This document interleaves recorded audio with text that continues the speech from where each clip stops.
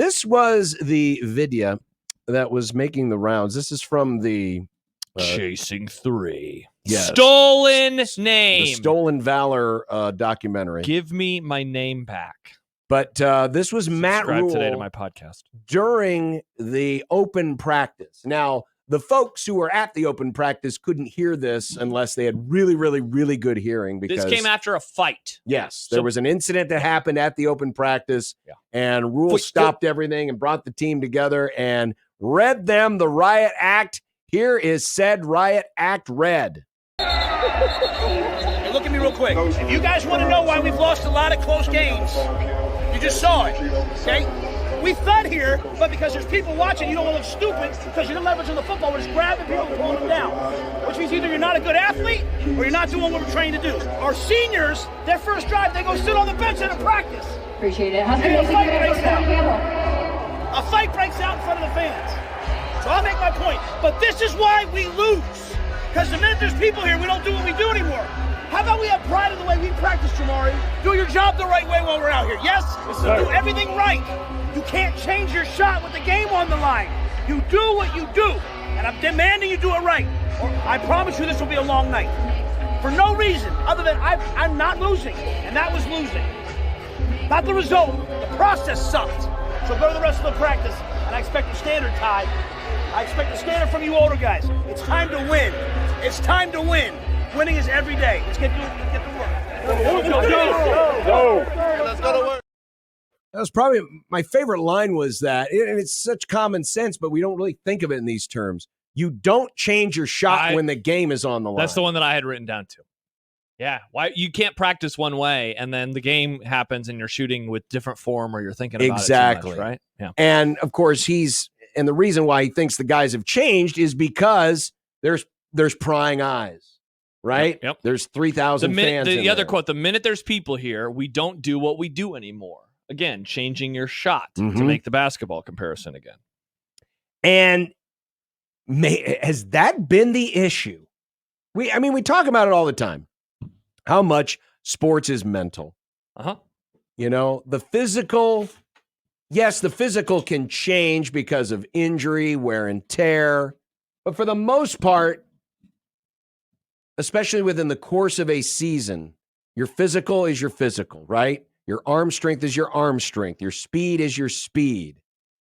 Your instincts are your instincts. But the mental side is something, it's that old phrase, you can't quantify momentum, but you know it when you see it. Yeah. Well, where does momentum come from? Momentum comes from a mentality. Yeah. Comes from confidence. Yeah, a belief.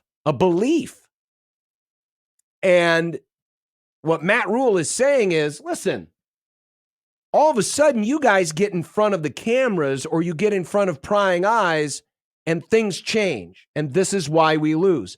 Has that been the problem all these years? Yeah, it certainly makes you wonder, right? One of the things that Jack and I talked about yesterday with this was he has final say over this video. He wanted that out there. Oh, and of course the other quote that we read, and so timeline wise, this happens at the practice the previous Saturday at the 1890 practice, and then the Saturday that we just got past a few days ago, the 10th. He said to the media, "I wanted the players to have this space where no one's watching. Let me just go play.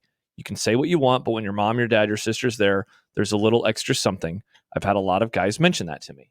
And so you put those two together, and there's this large part of me that is just kind of theorized over the last 24 hours or so that, he maybe is baffled or a little confused by what is happening? Why do things change? And maybe he reaches out to some captains, maybe he reaches out to some players and wants to get their thoughts on it. Or maybe he guesses and he asks them, "Hey, do you think that that's what it was? Are you guys struggling because when scrimmages happen, and usually those are on the weekends anyway, more people are there, whether it's friends, whether it's family, certainly coaches around the state and former Huskers. And you wonder if he was just kind of piecing this all together and trying to figure out why is this happening and how do we fix it? Now, let me ask you this, and we touched on this a little bit yesterday, but does closing it down, and I'm playing devil's advocate a little bit, but doesn't that kind of defeat the purpose of the struggles, I guess? Like, you struggle because the lights are turned on. You don't turn the lights off, you turn them brighter. Mm-hmm. Now I understand though, there will be a point very, very soon, 18 days, where they are no longer able to hide or no longer able to do things behind the scenes. It will be out in the open. They will have 12 tests. We will all grade them on those 12 tests. He must think that this is going to be better for them. Like right now, let's buckle down and say, it's not like they're going to open up the scrimmages. Hey, let's have 18-90 day every single weekend. But I do find that interesting that they might be getting stage fright. And look, that might be a harsh term to use, but you know what I mean. Stage fright. So let's shut it down for a couple weekends. Well, it's a great point you make, because you're not going to get better at overcoming stage fright unless you actually confront it. Yeah. Right. And there is, and our old friend Nick Baugh would always say, practice should be a safe space to fail. Yes. He didn't like it when you'd like keep stats and whatever. But if you're failing because you're changing your approach, you're changing your shot when the game's on the line, you're changing your behavior or how you work based on whether or not the stadium has people in it or doesn't have people in it, then yes, logic would tell you, well, I think you would want more opportunities like that because you got to shake it somehow. Now, of course, there is always the component of, hey, we're working on things that we don't want to put on film and we don't want, because that's why initially I understood, and I wasn't reading into things last weekend when I read that, Matt Rhule had shut out, family and friends from practice. I thought, well, that's fine. Yeah, they're locking things down. I reverted back to the old practice should be a safe space to fail. But then hearing this and hearing that, well, part of the issue has been that Nebraska has done things differently. They haven't maintained their standard. When people are in the stadium, I do start to wonder, well, maybe they need, as more you said, practice. They turn the lights up brighter. Yeah. To see if that's the case. Now, there's probably other ways too that you can get through to that. And a lot of that is that it's about how you treat every situation. And that's why coaches like Saban and Osborne always talked about the process. Yep. The process. That, and if you follow that, it doesn't matter who you play. It doesn't matter where you play. It doesn't matter who you're playing in front of. You are the standard. And getting people to accept that and understand that is the most important thing. And it sounds like there is still some getting through. And honestly, yes, you would like to have people come in and just wave a magic wand and fix a lot of the things.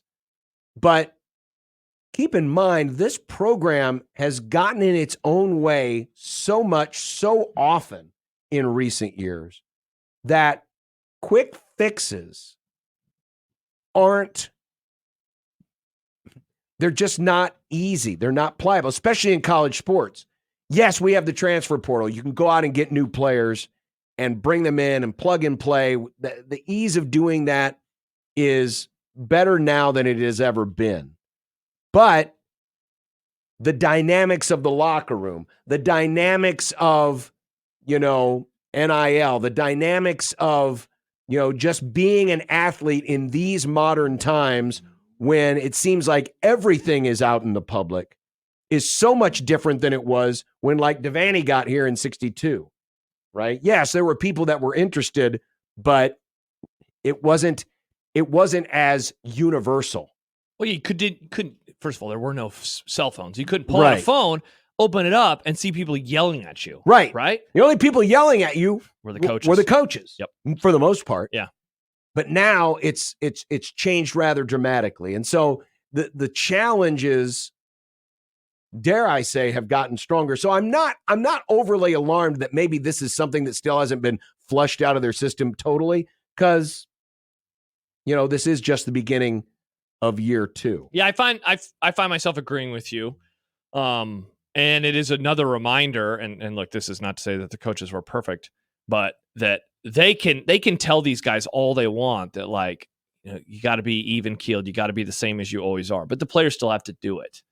David texts into the show 402-951-1620 says, love his point about changing when people are watching. Open practice now seems smart as hell from a performance perspective. And so, like, they obviously decided not to do that moving forward. They'll have another scrimmage on Saturday. I don't know if they'll have one the final Saturday before the season on the 24th. I don't think so. But maybe they will, but they'll have another one this weekend. Because I was with you. When that news came down last week, I thought it was just because they're working on stuff. Maybe they wanted to keep things close to the vest with Dylan Raiola, even though, again, we all know he's going to be the guy. So for this to be the reason, I continue to find very, very interesting. And how the team handles it and how they respond to it. Because, again, going all the way back to what I said earlier, he left that in the video on purpose. They did not have to keep that in there. No. He did not have to say what he did to the media. So I think he is really trying to let them know that now, like, everybody knows this. And so how can you respond to that? How do you respond to that? And how do you get better in these types of situations? Yeah, it's all a controlled messaging to get the message across to his team. Yeah.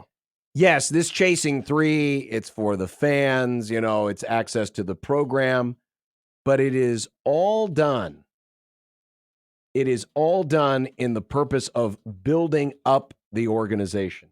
It's not just a peek behind the curtain, here's what it is. No, all of these things have a purpose behind it, especially when it's done in-house. Yeah, and the inclusion of this proves that, right? Yes. Yeah, when it's done in-house, trust me, there is a messaging taking place that Rhule is using as part of his team building and program building exercise. Yeah. This is like the less messy, less loud version of what Prime does. Yeah? Yeah. Because Prime feels like he's trying to make himself the center of attention, when Rhule, the way he does it, really makes it feel like the players and the team should be the center of attention. He's just kind of being the conduit. Not himself. Yeah. Jed says, and this is, I think, a really good observation, Rhule even admitted after last year he underestimated the mindset and the deep-rooted nature of it last year. Mm-hmm. It seems like this year he is really focusing on getting it out. Yeah, I think that showed itself after the loss to Minnesota, definitely after the loss to Colorado, when, like, the sky is falling everywhere, and he's like, what is going on right now? And so I think, focusing on that and reminding them of that. And again, like, if you do everything so well all the time, but then people come around, like, that shows that it is between the ears. Mm-hmm. If all things are equal and you perform good in one situation, but not so much in the other, how do you fix that? And that's the thing. Fixing something mentally, man, it can be a whole lot of difficult stuff.